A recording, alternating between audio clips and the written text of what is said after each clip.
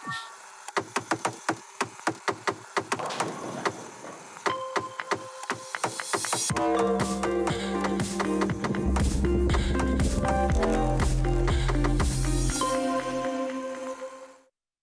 everyone, you're now with me, Ruben Gomez, for TVS News at 5. Let's moving on to the news.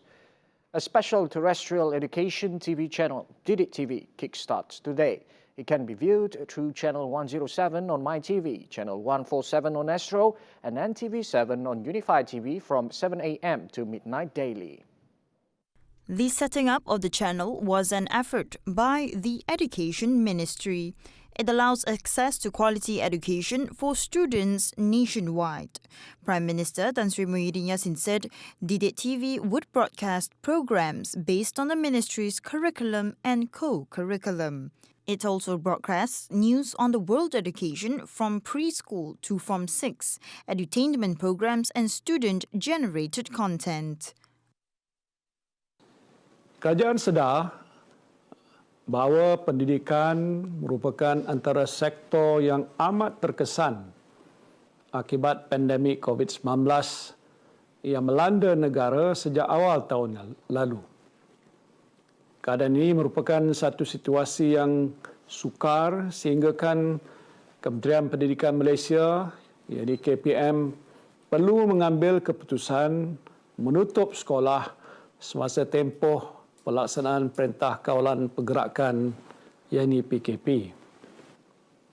Namun begitu, KPM committed untuk terus menyediakan akses pendidikan kepada lebih 5 juta murid bagi membolehkan mereka mendapat pengetahuan, kemahiran dan nilai yang diperlukan.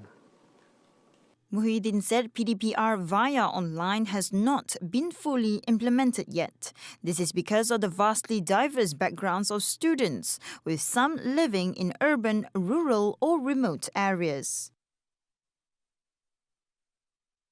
The latest versions of Sarawak's Sitok 2.0 campaign is set to be launched next month, following the campaign's success in keeping domestic tourism afloat amid the COVID-19 pandemic. The Ministry of Tourism, Arts and Culture said the campaign will have 60 packages, double what was offered in the initial program launched in July last year and set to end on March 31 this year. Its Minister, Dato' Abdul Karim Rahman Hamzah, said the initial campaign had generated more than 1.5 million ringgit in sales. Under the current campaign, holiday makers enjoy a discount of 50% on rates with some 30 packages. The packages include destinations like the Bakor National Park, Matang Telaga Air, and the Kuching Wetlands. It offers tours such as frog and bird watching, Irawandi dolphin watching, and the Sarawak River Sunset Cruise. The movement restriction in 4 Longhouses in Beluru district, Miri, is still ongoing until February 21. The 4 Longhouses include Pengabang Longhouse, Matthew Tiri Longhouse, Lawang Longhouse and Banyan Longhouse. Meanwhile, Miri State Disaster Management Committee Minister Dato' Lee Kim Shin also announced that the movement restrictions in 9 Longhouses in Miri Division has ended. Following the detections of positive COVID-19 cases in Beluru district, Miri Health Department carried out active contact tracing on February 12th until February 14th. Other than Longhouses and villages, an estate in Subis was imposed a movement restriction order commencing from January 25th until February 22nd. Meanwhile, Miri was among 11 districts in Sarawak which are listed as red zones involving 4 active clusters, namely the Bahsayap cluster, Seruas Beluru cluster, Rakut cluster and Jelita cluster. Sarawak-born artist and musician Alena Morang and her collaborations have contributed to the promotions of Sabahan and Sarawakian music as part of their Road to Heritage program.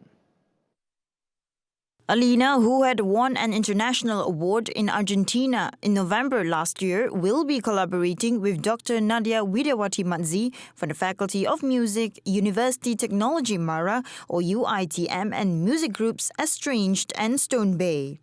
The Road to Heritage program will uncover the history of traditional musical instruments, which will be documented as an educational archive in the near future. Bersama saya sebagai seorang pengkaji mengenai budaya, pembikinan alat dan segala-galanya berkaitan dengan tradisi muzik yang kita ingin perkembangkan dan menunjukkannya di mata dunia.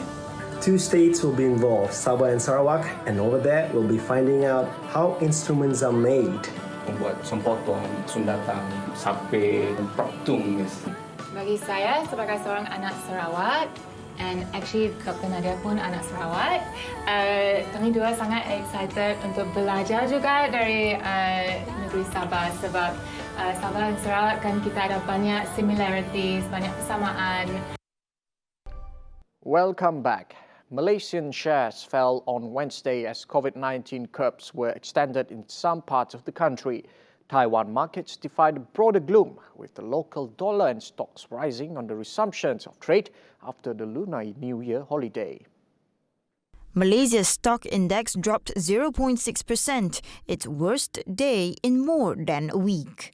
Restrictions in 3 states and the Kuala Lumpur territory were extended to March 4 despite the vaccination drive announced yesterday. Analysts forecast hiccups in implementing the vaccine program. The program aims to cover at least 80% of its 32 million people within a year. It hurt stocks that could potentially benefit from the economic recovery. Meanwhile, analyst CGS-CIMB Securities said among the concerns are that the number of vaccine doses may not be sufficient to meet the tight deadline. Malaysia's labour productivity remained in a declining trend for the 4th consecutive quarter. Productivity continued to decline at negative 2.9% in the 4th quarter 2020. The Malaysian Department of Statistics said the total declined 2.7% in line with shorter business operations hours following CMCO. Chief Statistician Datuk Seri Dr. Muhammad Uzair Mahidin said this recorded a total of 8.6 billion hours. Muhammad Uzair said the pandemic had forced businesses to re-examine their existing business operation models and explore new opportunities through digitalization. However, this resulted in the labour productivity as measured value added per hour worked dropping slightly by 0.8% at 42 ringgit per hour. Muhammad Uzair said almost all economic sectors registered a decrease in labour productivity, with the exception of manufacturing, which continued to post an increase of productivity.